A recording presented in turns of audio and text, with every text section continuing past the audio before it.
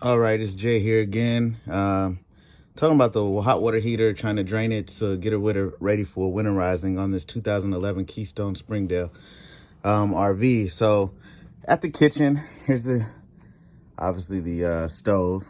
Right below the stove is a panel. I've taken the panel off, and here's where you have your obviously your hot water heater.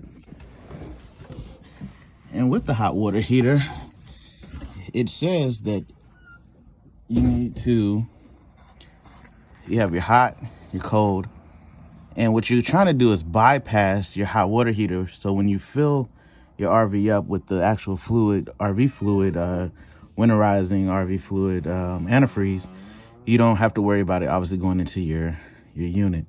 So here you have a valve, and that valve is allowing water to come in, cold water to come in here, and then obviously comes into your hot water heater, gets warmed up, heated up, and obviously it comes out through here to go for your drains and faucets. I mean, for your faucets, your shower and stuff like that.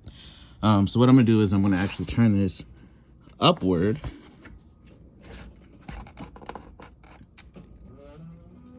And that's going to block the water coming into my hot water heater from the cold side.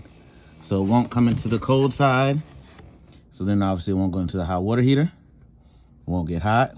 When I turn on the pump, it won't pump into the hot water heater. It'll just obviously flow straight up and then back down. Or sorry, it'll just stop it here. So it won't obviously go into your hot water heater. All right. Thank you.